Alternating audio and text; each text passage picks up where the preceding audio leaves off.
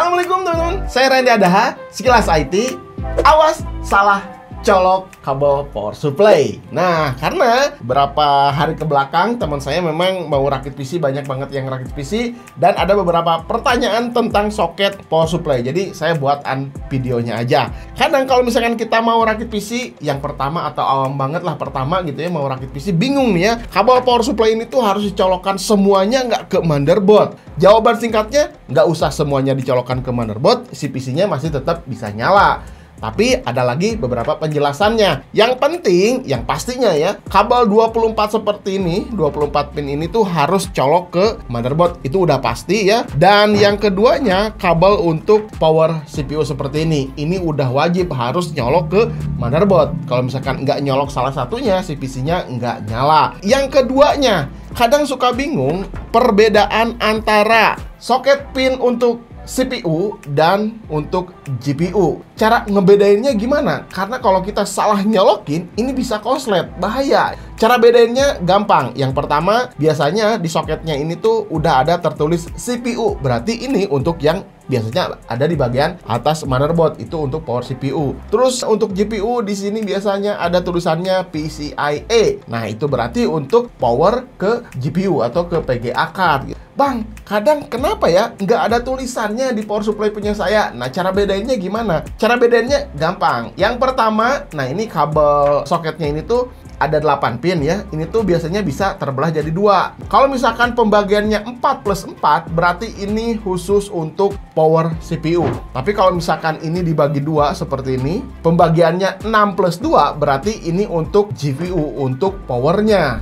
Nah, kalian juga nggak usah takut salah nyolok ya, kalau bener ini si power pinnya untuk CPU. Misalkan di motherboard kalian tuh cuman ada 4 pin atau 8 pin lah seperti ini yang di video saya ya. Kalian colokin di sebelah kiri. Nah, seperti ini juga masih tetap bisa nyala si prosesornya. Terus kalau kalian mau nyolok di sebelah kanannya, nah seperti ini juga masih tetap bisa nyala si PC-nya. Nggak usah khawatir ya. Atau mau langsung dicolokkan juga ke 8 pinnya juga masih tetap bisa. Kalau misalkan kalian kebaliknya seperti ini, nah nggak usah khawatir karena dia tuh pinnya nggak masuk ya teman-teman. Jadi nggak usah khawatir kebalik.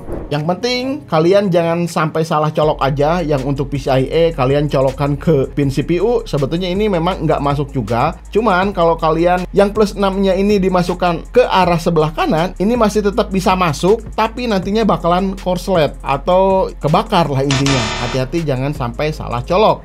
Dan ini yang ketiga, paling menarik ya pertanyaannya, apakah power pin CPU jika di motherboardnya ada 8 pin harus kita colok semuanya 8 pinnya supaya PC-nya nyala? Jawaban singkatnya enggak ya, nggak usah dicolok semuanya juga masih tetap bisa nyala.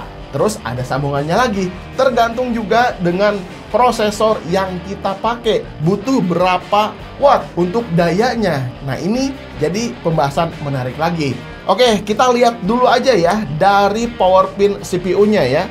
Power pin ini tuh setiap pinnya tuh kan rata-rata ada 4 ya. Setiap 4 pin CPU ini tuh tegangannya sama 12 volt dan sanggup menyuplai sekitar 120 sampai 150 watt. Jadi 4 power pin ini tuh bisa menyuplai 120 sampai 150 watt si prosesor. Tergantung dari soket yang digunakan pada power supply-nya. Kalau misalkan kabelnya atau soketnya ini tuh bagus, ya bisa up to 150 watt untuk 4 pin CPU. Jadi kalau misalkan kita hanya pakai Ryzen 5 5600 atau Core i5 9400F, 10400F, 12400F, itu kan TDP si prosesornya tuh hanya membutuhkan 65 watt aja. Jadi sebetulnya hanya 4 pin aja yang dicolokkan ke motherboard ini, si PC-nya masih tetap bisa nyala. Cuman direkomendasikan tetap aja. Nah, kalau misalkan di motherboardnya ini udah ada 8 pin, ya untuk memastikan tegangannya tetap stabil, harus dicolokkan ya semuanya aja gitu ya. Kalau misalkan di motherboardnya udah ada 8 pin, terus si power supply-nya juga udah mendukung 8 pin, nah ini harus dicolokkan aja, nggak apa-apa. Terus kalau misalkan 4+4 dicolokkan ke motherboard seperti ini, tegangannya atau daya yang dialurkan ke motherboard ini bisa menyuplai prosesor up to 240 watt. Jadi ya kita tinggal dikali 2 aja ya teman-teman. Satu pin ini 120, Dan kalau misalkan kita gabungkan jadi 8 pin, berarti bisa menyuplai ya. Kita ambil angka yang paling kecilnya 240 watt. Jadi kalau misalkan kita ya pakai prosesor min ke bawah, pakai 8 pin aja ini udah lebih dari cukup. Walaupun nantinya di motherboardnya misalkan ada 8+4 ya pinnya, nggak usah dicolokin semua juga nggak apa-apa, karena prosesor ini udah tersuplai ya dayanya dengan hanya menggunakan 8 pin aja.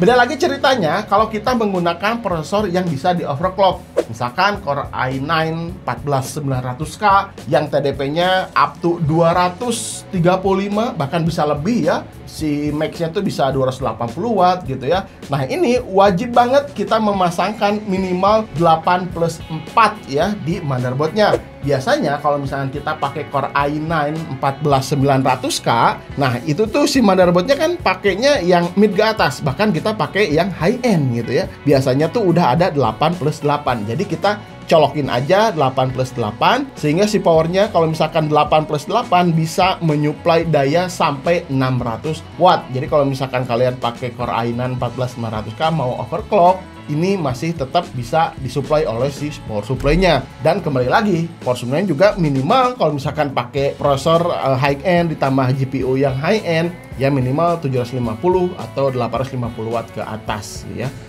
Jadi intinya untuk 4 pin ini bisa menyuplai 120 watt. Kalau ditancapkan 4+4 bisa menyuplai prosesor sampai 240 watt. Dan ketika kita tancapkan 8+4 power pin ini ke motherboard bisa menyuplai sampai 360 watt. Dan ketika kita full slot ya ditancapkan 8+8 bisa menyuplai prosesor hingga 480 watt atau bahkan lebih tergantung dari si power supply-nya. Jadi kalau kalian mau melakukan overclock minimal 2 kali lipat ya dari daya si prosesor. Seperti si i9 14900K ini 250 wattan, ya minimal kalian colokan sampai 500 watt supaya nantinya tidak terjadi hal-hal yang tidak diinginkan atau bisa lebih maksimal lah kinerja si prosesornya dengan watt atau daya yang lebih leluasa, lebih besar.